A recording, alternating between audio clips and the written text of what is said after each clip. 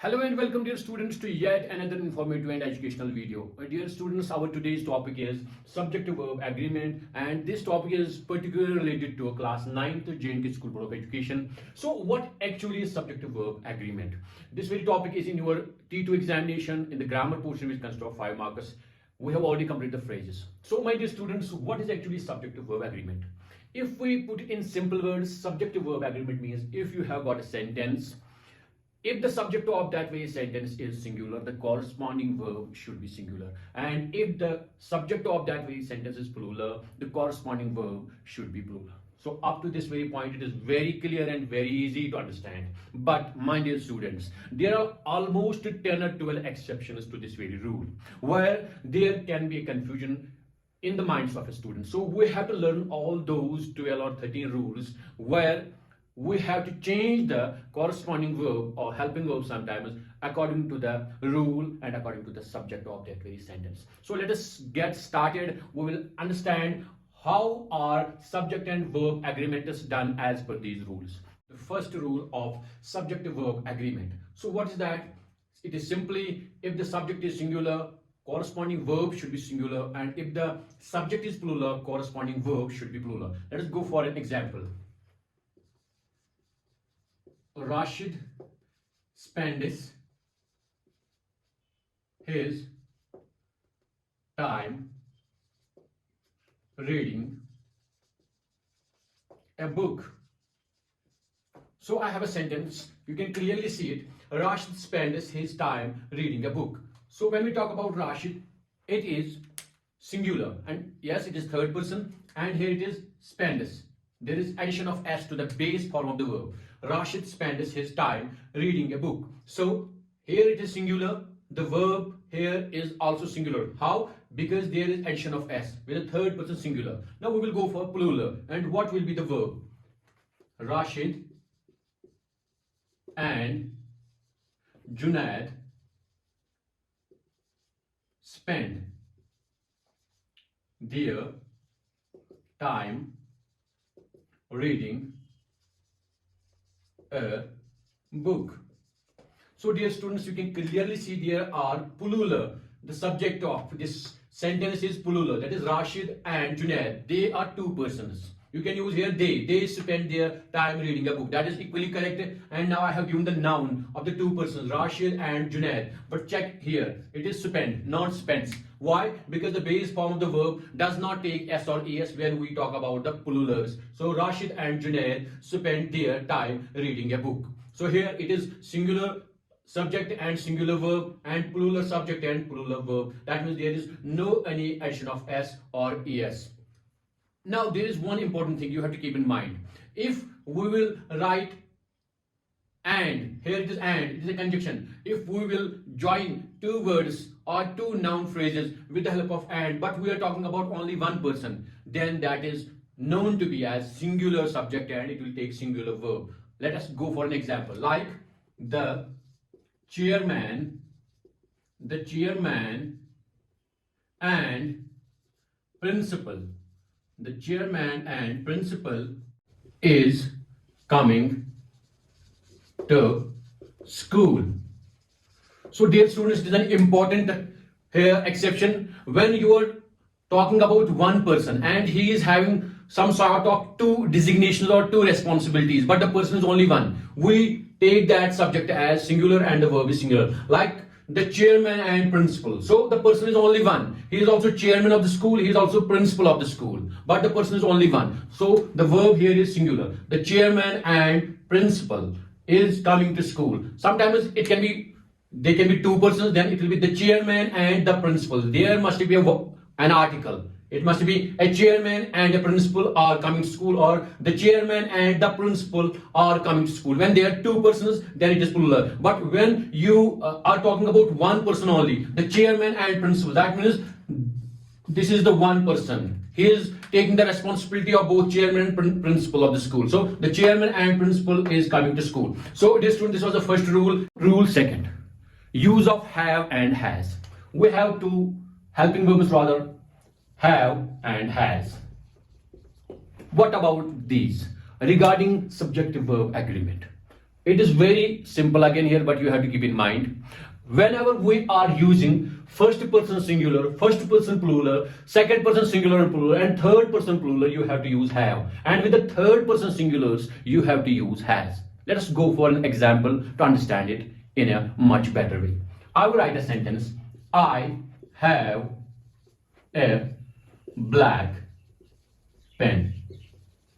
I have a black pen. So here it is first person singular. You can also say we have a black pen. You have a black pen. And they have a black pen. You can add the name as in plural of third person plural. Javed and Junaid have black pen. But one important exception is use of has with third person singular. So he has a black pen. Or it can be sometimes she has a black pen. And talking about color of a car, it has black color. Now the rule third, it is about compound subjects. What does compound subject mean? When subject is conjugated with a conjunction and most probably and. I will write an example here so that it will be much clearer for you. So the conjunction is and. If you have got a noun or noun phrase having and or the conjunction and, it is called a compound subject, and compound subject is always considered as plural. So we will go for an example for better understanding of this rule. Javed and Asrar are playing football. So I have got a sentence here. Javed and Asrar are playing football. Important thing is that Javed and Asrar, these are two persons combined with a conjunction that's called and. So this whole is called subject, but this is compound subject. These are basically two persons, Javed and Asrar. These are two persons. And the corresponding verb, talking about here the helping verb, it is plural. Javed and Asrar are playing football. Okay, so we have read that when the subject is singular, the corresponding verb or helping verb should be singular. Like, I am going for another example to make you understand. I am playing football. I am playing football. You can understand am.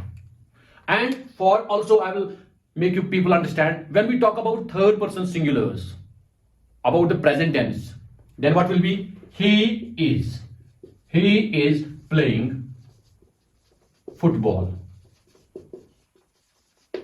Okay, and she is playing football. He is playing football. With other one is first person singular, it is I am playing football. With second person, it is you are. Just like this, Javed and Asrar are. You are playing football. So it is rule third. Most importantly, when you have a compound subject. What is compound subject? Talking about two nouns or two pronouns which are joined by a word, and most probably it is and. That subject is called a compound subject, and it is always considered as plural, and the next verb or helping verb should be plural. Let's move to the rule fourth. So we have got rule number 4. If a sentence starts with some of these words or noun phrases like everyone, anyone, anybody, everybody, etc. These noun phrases or subjects are considered as singular, and the corresponding verb should be singular. Let us go for an example. Here, everyone was happy in the classroom. So here you can see clearly in the sentence we have used the word was, and was is used for past tense but for singulars. Everybody was happy in the classroom. Not everybody or everyone. I have used the sentence here. Everyone was happy in the classroom, and this is was is used with the singulars. You cannot say everyone were happy in the classroom.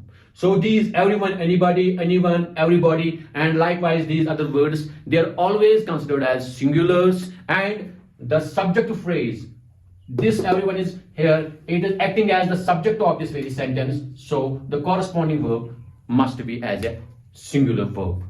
So the rule number 5 is sentences consisting of the words that is either or, and neither nor. What will be the, if these are acting as noun or noun phrases of a sentence, then what will be the corresponding verb? So when we talk about these either or and neither nor, the corresponding verb should be according to the nearest subject or noun or pronoun of that very sentence. Let us go for an example to understand it in a better way.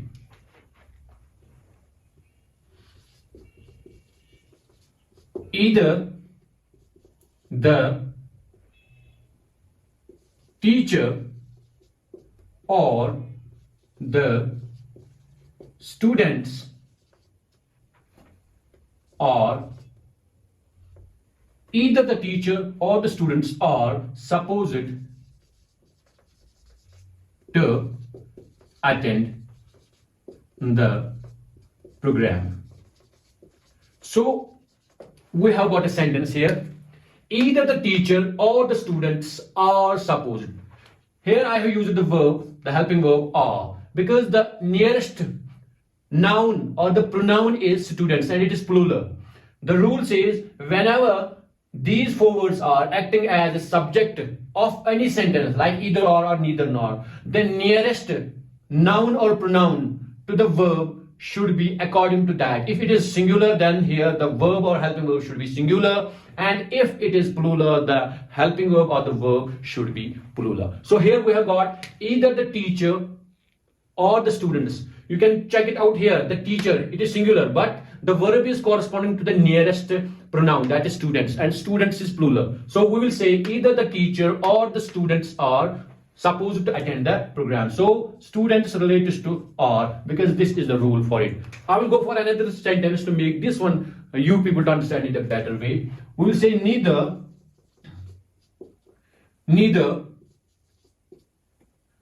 the student nor neither the students nor their parents were informed. So again, we have used here were, the past tense of was, the past tense of is and am. Okay, were. Neither the students nor their parents were informed. Now there we have got parents is a plural. It is a pronoun or it is a noun. Parents is a noun, but it is plural, parents, and the corresponding verb or helping verb, it is plural, were. We cannot say neither the students nor their parents was informed. No, that will be wrong. Here, the closest pronoun or noun is plural, so the corresponding verb or helping verb must be plural. Okay, done. We can go for another sentence to make it understand. Either the students or the teacher is supposed to attend the program. My dear students, I have again written this very sentence here, but there is a change of pronouns or nouns. Here I say either the teacher or the students are supposed to attend the program, because students is plural and I have used the plural verb here or the helping verb. But in this very sentence, you will check out either the students or the teacher. Teacher is singular and the corresponding verb is singular, because teacher is third person singular and I have used the corresponding verb is with it. So the sentence is either the students or the teacher is supposed to attend the program. Both the sentences are correct. Here there is students and it is plural. The verb, the corresponding verb is are. Here the teacher is singular and the corresponding verb or helping verb is singular. This is rule 5 of subject verb agreement.